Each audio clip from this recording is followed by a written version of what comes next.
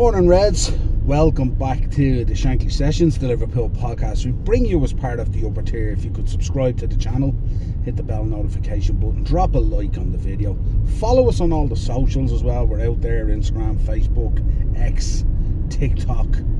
We're also audio shows. We're on Spotify, Google Podcasts, Amazon Music, wherever you get your audio podcast shows as well. You'll find us there. Just search the upper tier, and if you're looking for the Liverpool stuff, it's under the Shankly Sessions. That great man. Massive game tonight. Has there ever been a bigger derby in recent times with so much meaning to it and stuff like that?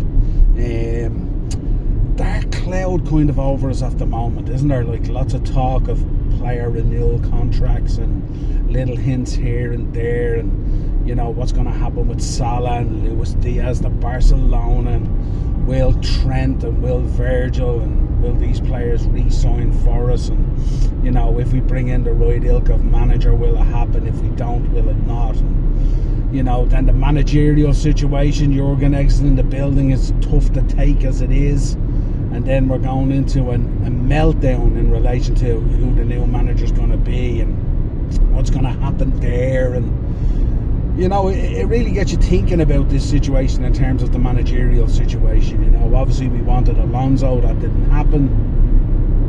We wanted Amorim, that didn't happen. Not sure what happened there. I don't know whether it was in relation to the plan, how influential he would be on the player side in relation to Michael Edwards and Richard Hughes. Seemed that news came out that there was quite a steep package requested financially. Not sure if that's true or not. Then there was talk that maybe contact hadn't been made with him at all in relation to the trip to London when he was discussing the managerial position with West Ham. Lots of stuff going on, and then we pivot into Gary O'Neill had an interview, and then James Pearce came out and that was dismissed straight away. And then we get into Arne Slot, and there was talk of Jose Mourinho and Thomas Tuchel, and basically anyone who's available or anyone who will be available basically was thrown into the mix. And this ratchets up the anxiety, and of course this doesn't help the players as well either, because you're going into an unknown. Most of these players, especially Trent and that, in their professional career, Robbo kind of the same as well, they haven't known anything except Jurgen Klopp. And now they're going to lose this guy, you know, who's been the figurehead for the club, who has revitalised the club, who has intertwined the culture of a city with the culture of the club, you know, who's really nurtured and babied these guys and brought them along and developed them and turned them into world-class players and winners. And now they're staring into the unknown. And no doubt the unknown, there's going to be certainly a drop off in stature, there's no doubt about it, because we're not getting a Zidane, we're not getting an Ancelotti, you know, probably not getting an Inzaghi, we're not getting a Xavi Hernandez, we're not getting, you know, that kind of ilk and stuff like that. So we're not getting those kind of managers. So we're looking into kind of what's available, what could potentially move. De Zerbi was mentioned, Thomas Frank was mentioned, you know, so many guys, and it just ratchets it up. And there's just this kind of cloud over us at the moment, isn't there? You know, we're hearing of more injuries, and we'll talk about it during the preview. You know, just lots of things. It's one step forward, two steps back.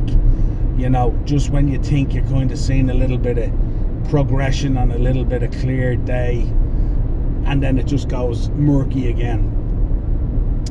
And I think we're going to be balancing this all the way to the end of the season. And tonight's no different. It's another, what we regard as a cup final. We're off to Goodison. Tough hunting ground for us. We know that Derby can be such a leveller. But let us know in the comments before we start the preview. Who do you want as manager? And I don't mean, don't tell me like Zidane, or don't tell me, you know, who do you want as manager that's attainable, that we can get, really? And Darren was talking on our WhatsApp group yesterday, and he made a really, really good point. And he probably said that the highest commodity of a manager coming in, if you're not at that real elite level, the Pep Klopp, Ancelotti level, if you like, the real commodity coming in for Liverpool really is Premier League experience. That got me thinking, because we've seen in the past managers coming in who were regarded as top level managers who had a lot of success. Not to harp on about United, but look at Ten Hag, who was really successful in the Dutch league, very similar to Arne Slot, but came into United and it's been a disaster. The pressure of the Premier League and the pressure of managing top clubs in the Premier League will eat you up and spit you out. So, although we might not want De Zerbi, although we may have not wanted Gary O'Neill, not that either are bad managers, or Thomas Frank, or Graham Potter, or any of these are not bad managers, but they're just too much for me of a step down from Jurgen Klopp. And obviously there's going to be a step down. Amram would have been a step down. Alonso would have been a step down from Jurgen Klopp. But how do we find that balance of bringing in that manager that can convince players to re-sign, that can, come in and put his stamp on a situation, that can come in and kind of hit the ground running, so to speak, a few sprinklings of signings or whatever, and if some players are exiting the building, replacements. But how do we get that? How do we find that balance so that the drop off isn't monumental and that all of a sudden, it gets a little bit toxic, and maybe Virgil van Dijk or someone like that looks at it and goes, you know what, I don't fancy working under this Zerbi, I'm out of here and I ain't re-signing. And that's a real risk, and we spoke about that way back in January when Klopp made the announcement. Not only Klopp leaving would affect the club, but potentially him leaving would others then look at their career as their contracts came up for renewal and go, I don't really fancy this either now, So let's see what happens there. Right, let's get into this game. Everton. Always a tough game, always a bruiser of a game, always a physical game. And for us, the ideal situation tonight is a win, 3 points, and exit the building with no injuries. Keep the pressure on City, who are playing Brighton tomorrow. That gap has to be 4 points. Anything less and we're done. So really, this is a title race eliminator. And we know Everton would love to scupper our title race ambitions. No different than Spurs with Arsenal. No different than United with City. That will be there tonight, there's no doubt about it. And the physicality of this game is what's going to be key. And it's really, really, really important that those players go out on that pitch with the right attitude, like what they did against Fulham, with that steely look in their eye that we've seen in the tunnel, to go out there and go, I'm coming here, I'm levels better than you, and I'm going to take these 3 points, and there's nothing you can do about it. And that they approach it the exact same way as they approach any other game where they need 3 points, and they don't let the crowd, they don't let the heightened aspect of it being a derby, they don't let the pressure and the anxiety pivot them for what their plan is, which we have seen in the past.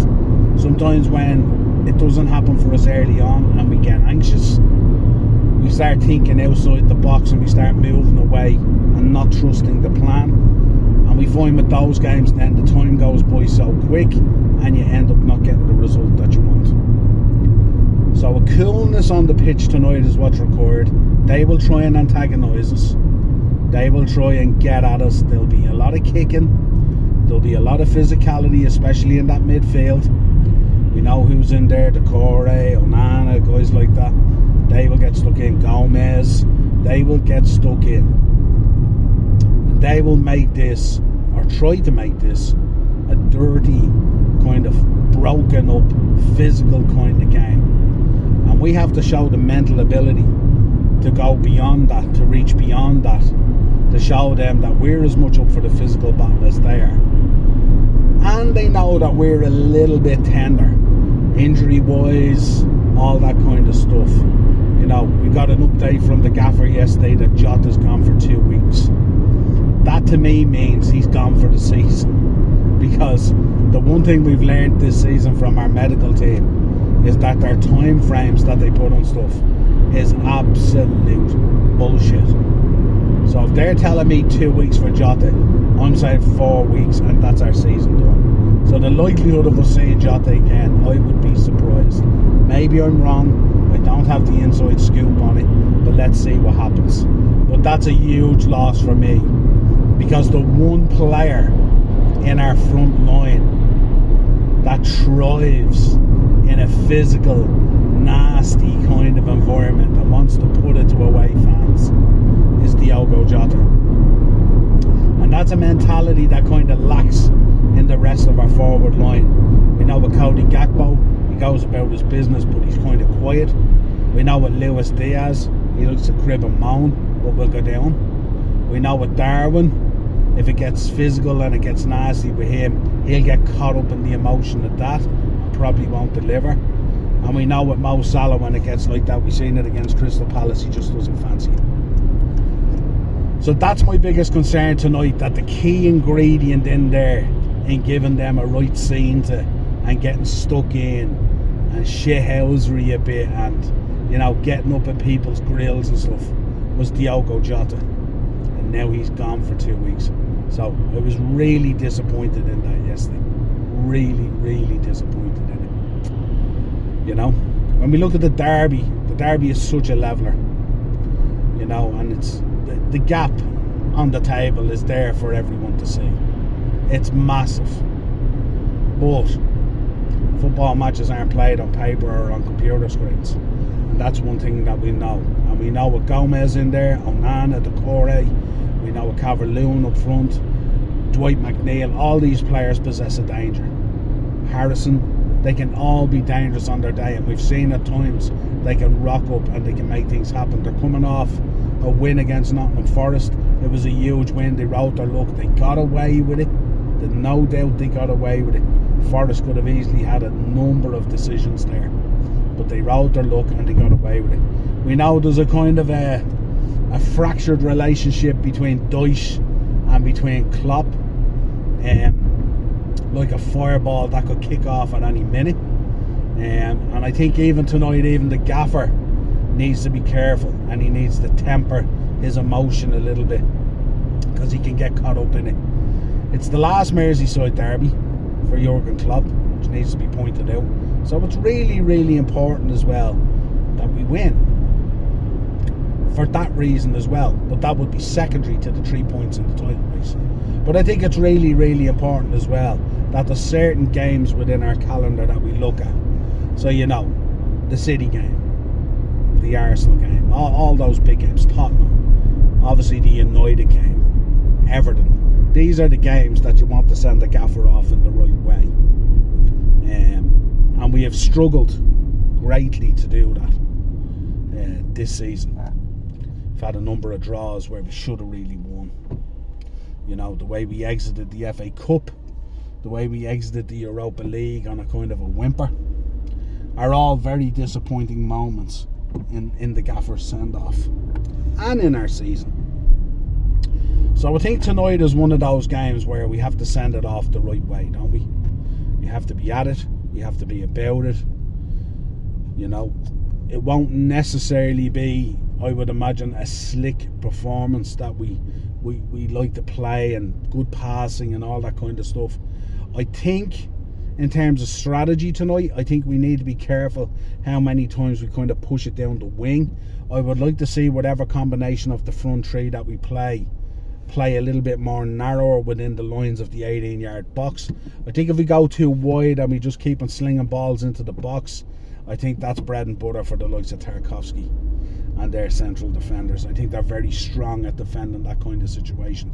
And the more that gets prolonged and the more that goes on, the more we get anxious about what we're trying to do. So I think if it would be no harm tonight to deploy a tactic as well where we go a little bit more central, and that we're passing through the midfield, and that we're attacking from the middle area as well. So we try and change it up a little bit. If it's not going our way and it starts to get a little bit laboured, I think the key thing for us is to switch up the tactic and maybe give them the ball a little bit. maybe bring them out, let them get a little bit of confidence, and then hit them on the counter hard. But they're very well skilled, and Dyche won't leave himself open to that. He knows all the permutations of what we're capable of doing. This is a big game, for so many players as well, because remember, these players as well are trying to figure out who's going to be the new manager, what formation he plays, will they fit into it, will they be looking for a new home. So some of these guys as well are playing for their contracts at the moment, and it's really important to stress that as well. Change ain't always a bad thing. So I just think from minute one tonight we have to be so laser focused on it. Can't be coughing up Ant and Easy. Can't be giving that crowd any reason, to be more than they are. I think we need to take control of the ball. I think we need, if Dominic's in the midfield, he needs to be more aware of his possession game. He needs to be more aware that he needs to be more careful on the ball in terms of his passing. We can't be coughing up passes into midfield and giving the ball up cheap. I think we need to get Everton, use our passing game and make Everton have to work really, really hard to get any of the ball. And I think if we do that, I think we can wear them down. I think we will get opportunities.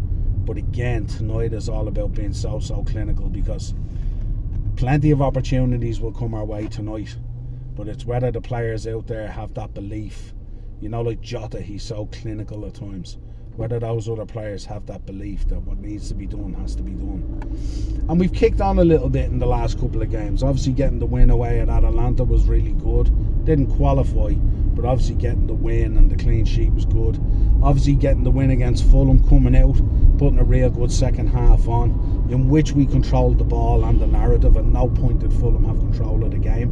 And that's really what we need tonight. We need to show the level that we're at, that we're in a title race, that we're not coughing it up. And at some stage, if we do cough it up, so be it. But Goodison Park is not the place to do that. We cannot be sending this gaffer out the door with another disappointing result in a key match in our season that we will look back on. And we can't have Everton being the team that takes us out of the title race, because anything less than a win and we're dusted. Nothing else matters. The Brighton game tomorrow doesn't matter. The weekend game against West Ham doesn't matter. None of that matters. So professional performance tonight. Maintain the ball. Keep possession. Be clinical in your use of the ball. Don't cough up possession easy to them. All things that are very easily said, but we so have the ability to do it, and more often than not we don't. So it's really, really important tonight that we go out and do that. Let's keep this title race going. Whether we will have enough or not, even if we win all the games, who knows? City's a juggernaut at this time of year. Looking at that Arsenal game last night, good Lord, Chelsea. Good Lord. Even with injuries and everything else that you have. To cough up a performance like that against Arsenal. And Arsenal were exhilarating at times. And truth, it could have been 7-8-9 in truth, if they really had to put the afterburners on. But a sensational performance from Arsenal. They've won their 2 games. They've done what they had to do. It's now over to us to do it. And then let's sit back, if we get it done, and see what City has about them tomorrow and going into the weekend.